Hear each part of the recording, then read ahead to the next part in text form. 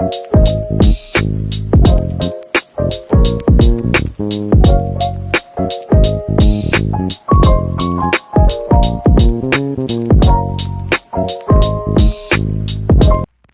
guys! A lot has happened with DTI. And I mean a lot. But what if I tell you that it's all staged? Okay, maybe not all of it. Let's just get into everything and hope this will be a decent video.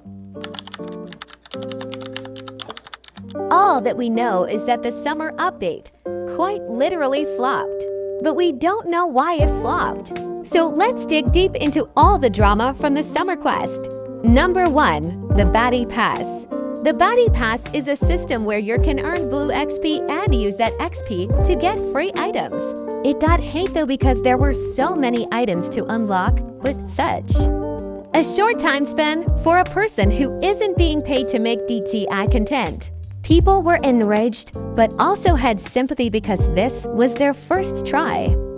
On this system, they were trying to bring something fresh into the game since the DTI is dying accusations were already starting. Number 2. The Seashell Currency. If I say that you couldn't earn from the Baddie Pass, the Seashell Currency was the epic final boss. Like, I'm actually not joking. You could only earn seashells from your daily tasks and the yacht in the lobby. If you finished your daily tasks, you couldn't get any more seashell. And on the yacht, you had to fill a dance meter to get, wait for it, 35 seashells. You could also earn seashells from the Baddie Pass, but only sometimes. And the highest amount you could get was, wait for it, 60 seashells. And the fact that some Baddie Pass items were VIP and non-VIPs still had to farm for it. This whole new system thing made key taste better than bread. If you know, you know. But the worst part was the quest. We got to high-quality, top-notch cutscenes, but at what cost? DTI promised us an amazing storyline with new characters and some recycled characters from past updates. But we got one chapter that didn't explain a thing about the 2 cutscenes we got. The cutscenes were so pretty, but the end result was mediocre. It was almost like DTI was starving us of what we wanted the most, on purpose. Stay with me now. Cause here's where things start to get crazy. After we got those 2 cutscenes, we were supposed to get the highly anticipated quest. But Amoy, the manager and quest writer of Dress to Impress, sadly postponed the quest. But unfortunately, we had to make the difficult decision to delay the summer quest. Everyone was devastated. We had to wait 2 or 3 more weeks for the quest, just to get one chapter that is as useful as the jump button in a no-jump obby. I might sound ungrateful now, but I have hope that I can change your mind by the end of this video. DTI decided not to continue the summer quest after that one chapter that we got. They apologized and promised us something bigger and better, a Halloween quest. But when I played the Halloween quest, it felt like the truth was slapped in my face.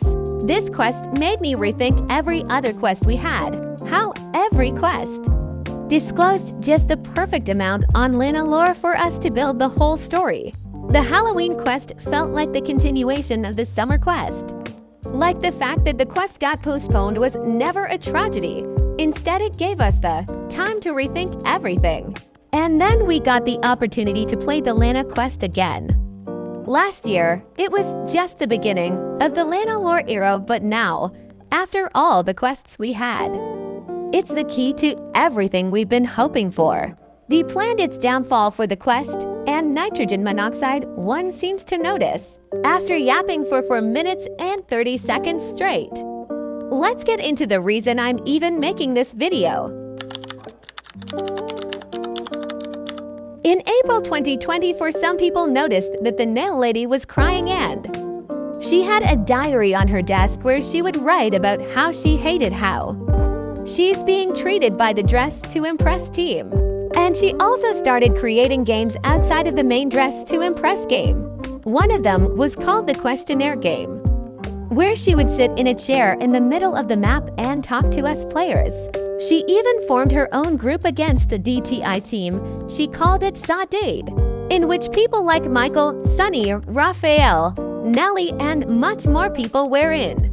But then her own crewmates started accusing her of having malicious intentions with her group. But everybody knew that she wasn't in her right mind at that time, because she would say things like, "Ouch, my eyes is hurting," and come back with "and eye patch dot," and then the next questionnaire she would say, "What eye patch? Are y'all talking to me?" and such stuff. Like her memory was slowly being erased to make space for something new. Speaking of new, in the questionnaire, she would talk about how she saw some man in her dreams. She didn't know who he is, but every questionnaire where she would talk about why she hates the DTI team, he would say things like, "How dare you, Lana, spread our plans." At that time, we didn't know that the person overtaking her was Agamemnon. But why was he doing this? In the realm of Greek gods, he was as a troublemaker, trying to make himself from a noble warrior to a god like the others. He wanted to be a god and live eternally. But he caused too much damage to the god realm and got locked up, and he needed a pure soul to free him from his chamber. A pure soul that won't cause trouble, like he did. But nobody knew about him back then. We just cared about Lana. Until she killed one of her teammates, Raphael. They didn't know that it was Agamemnon was manipulating her, just like he did in her past life.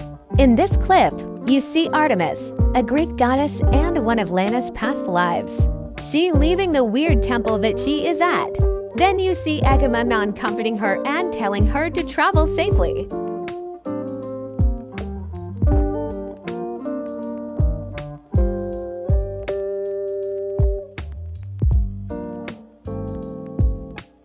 And next thing you know, the ship crashes, the whole temple sinks underwater, and Lana, her past life, dies.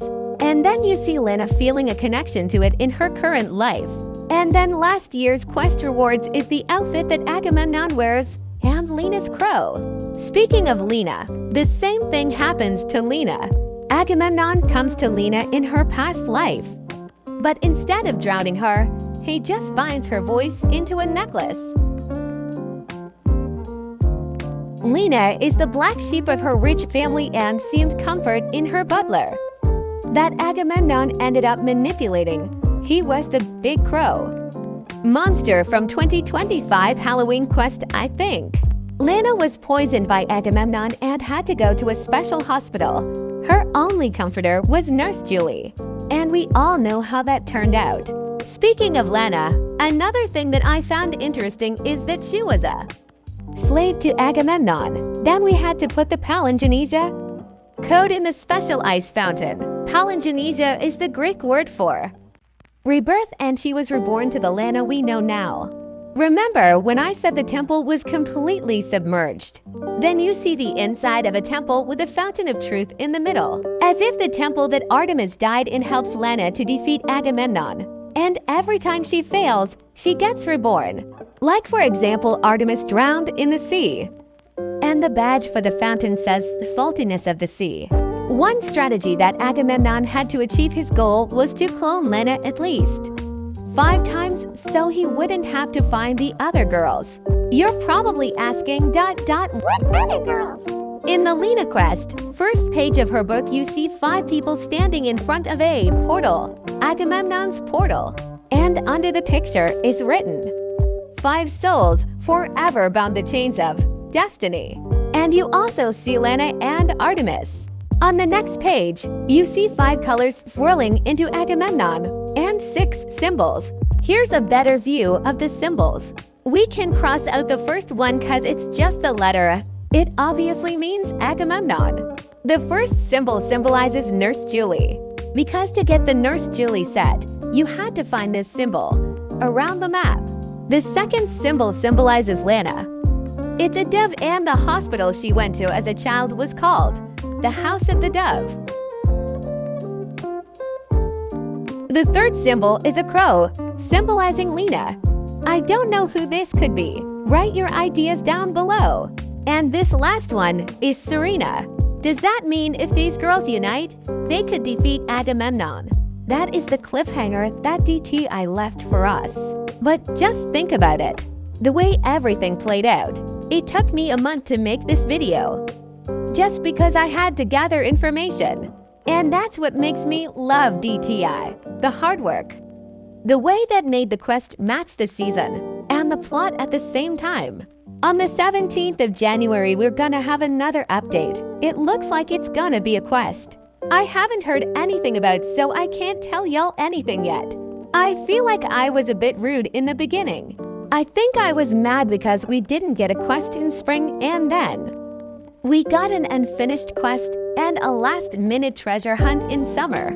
I'm sorry, but I still hope I could change your minds though.